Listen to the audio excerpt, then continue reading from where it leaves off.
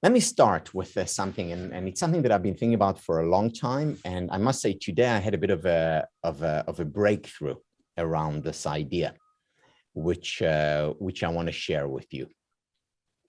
So, the second principle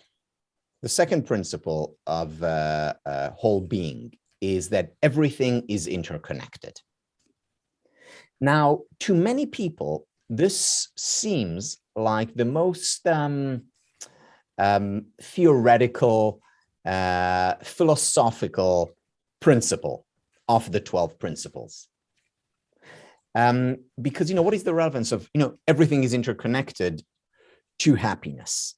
Well, the answer is that it's extremely relevant. And I want to show you specifically how. Because the basic idea behind everything is interconnected has to do with systems thinking. So rather than thinking symptomatically in terms of symptoms, we think systematically in terms of systems. Now, what does this mean? The most important thing that it means is that we are a system, that our life is a system, that our world is a system, that our organization or family, they're all systems. And in a system, everything is interconnected. And this is the most important part, in a system, you have leverage points. Leverage points are places where you can touch, where you can impact, change them. And that's because everything is interconnected, everything changes. And what we need to find, to identify in our personal lives, in our relationships, in our families, in our communities, in our organizations, nations, and the world, we need to find those leverage points so that when we press them, they can make all the difference.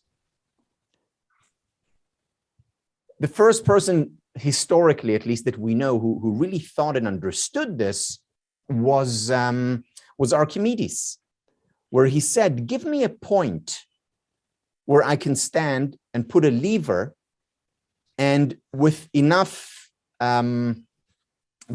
levers, I can actually pick up the world. This is how a lever works. You have a point, and you move certain wheels, and those wheels move other wheels, and they move other wheels, and then you can change and move, whether it's a car or even something that's as heavy as earth. But he said, I just need a point where I can stand, where I can situate my lever, my leverage. On an individual level, on a family, an organization, it's much easier to find that point from which you can make a difference. And what I want to do is I want to go over each of the spire elements and give you an example of a leverage point that can make all the difference throughout your life. Let's begin. And again, this is just one example of each that I thought about this morning, but you can give dozens of examples for each. But let me give you an example from spiritual well-being. So spiritual well-being is about goals, self-concordant goals. Goals that are meaningful to us. Now, we can have a single goal, one goal, that's a leverage point, that can change everything for us, that can provide us a great sense of meaning and purpose in life, that can energize us, that can inspire us, that can lead us to a much happier place. I'll give you two personal examples. 5 years ago, when I decided that I wanted to create the Happiness Studies Academy, the first product for us was the certificate program that you're taking right now. And that became my goal, my self-concordant goal. That changed everything for me. Every morning when I would wake up, that is what I did. Hours upon hours or on end, I would write the scripts for the videos. I would design the whole thing. There weren't 12 principles at the beginning.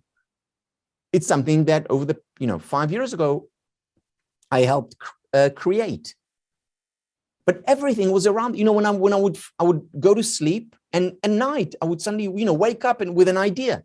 And, I have my, my notebook where I always write ideas. I would write it there. And then the following morning, I would go back to my computer and write it out. Everything changed for me. It gave me a sense of meaning and purpose.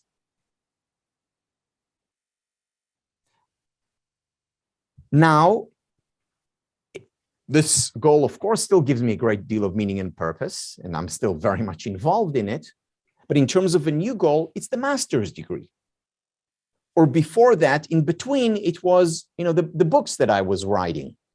These are goals that make a significant difference in our life because they basically determine what our day will look like, or at least in part what our day will look like.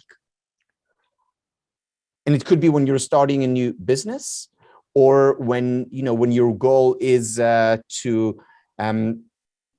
be more involved in your community, or to raise a family, or to launch a project, whatever it is. But one goal can be a leverage point for overall happiness. If it's a self-concordant goal, that's a leverage point. Okay, so that's spiritual. Under spiritual well-being, I'll give you just another example. Could be a regular meditation practice that is an anchor that you use throughout the day. And even 10 minutes or 20 minutes of meditation a day can affect the minutes that come after and create an upward spiral in your day. Or they can affect what comes before it, because I know that, this is my island of sanity when I spend my 15 minutes just relaxing. So that's another leverage point. One activity, not more, one activity that can make a big difference throughout the day, throughout your life, as long as you do it consistently as a ritual.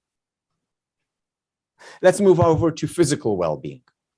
Under physical well-being, of course, exercising can be what Charles Duhigg calls a keystone ritual, a keystone habit. Because if you know that you're exercising, once a day, you're much more likely to eat more healthfully. Before, because you don't want to feel heavy, and also after, because you feel strong. So you'll be thinking more about you. You'll also be nicer to people around you when you exercise regularly. Why? Because anxiety levels are lower. Because stress levels are reduced when you exercise. So physical exercise can be a keystone habit that affects your entire whole being. That's leverage. That's one activity that permeates everything else that you do. So that's under, an example for physical well-being. Intellectual well-being. One of the things that I recommend in the intellectual well-being lectures is to identify one, or even better, 2 books, not more than that, 1 or 2 books that you will read and reread. These should be great books with a lot of depth. So every reading, you'll get something out of it. And for some people, it may be the Bible or the Bhagavad Gita, or the Nicomachean Ethics by Aristotle, or it can be, a collection of Shakespearean plays. Or for me, one of those books is Marianne Evans. She wrote a book called Daniel Deronda. Whatever it is, a book that you can read and reread, whether it's a religious text, a philosophical text, a novel, something that you are passionate about and love. Now, just reading and rereading it, it's one book. It's one leverage point. I'm not saying here become an avid reader. One leverage point can have an effect on your life as a whole.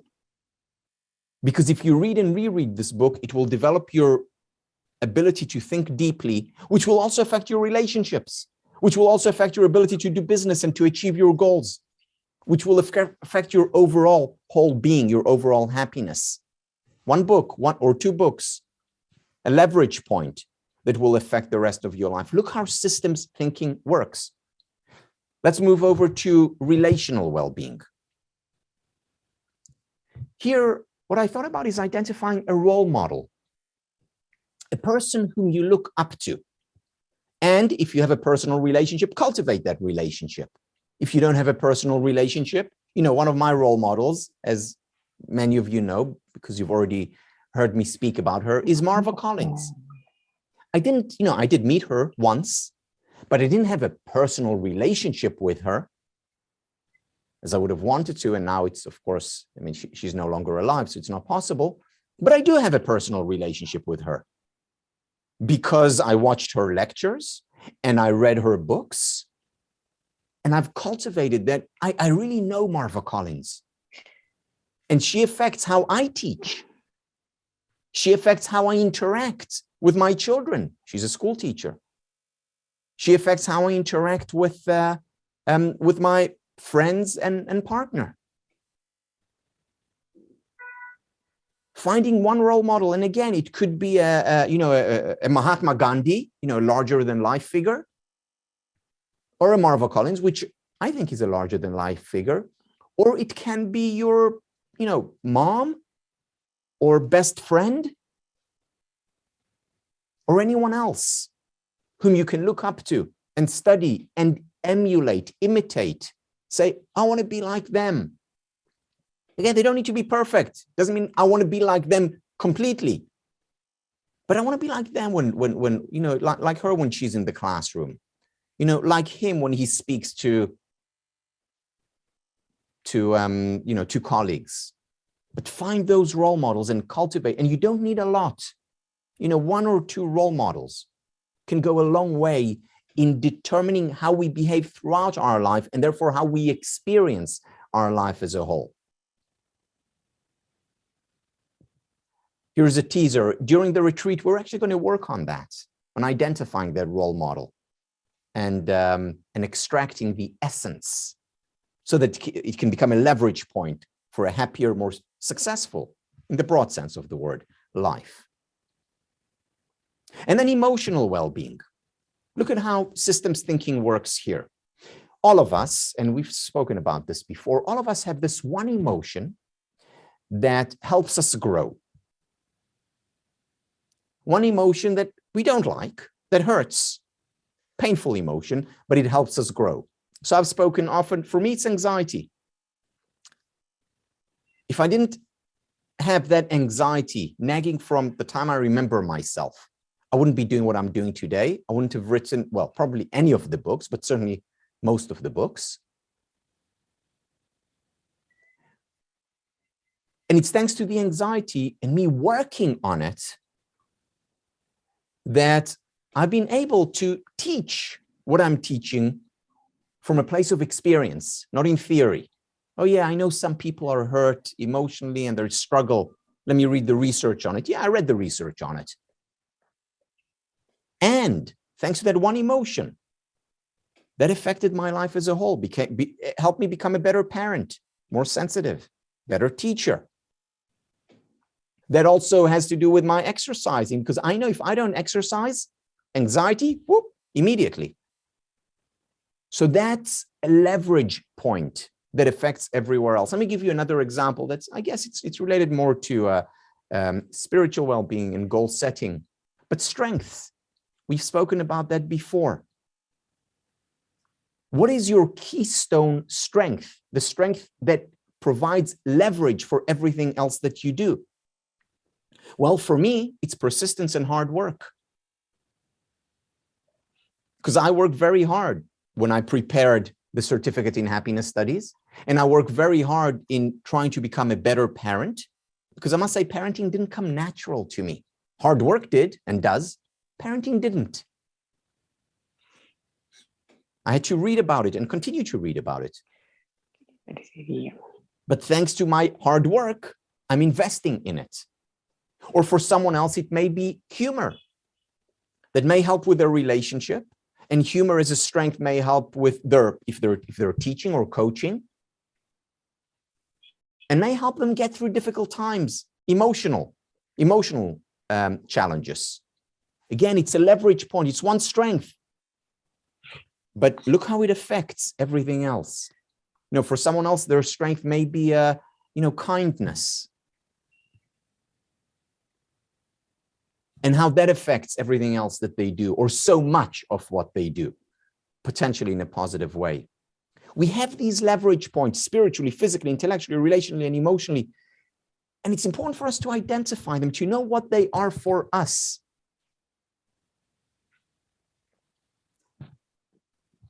Because if we know and we can focus on them more, that's how we bring about change.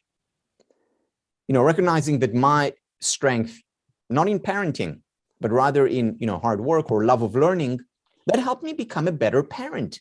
Because I stopped beating myself over the head and, why can't I do what, my friend does? He's such an amazing father and it looks so easy for, or she's such an incredible mother. Why can't I have her sensitivity or innate natural knowledge of how it is? No, I don't have that.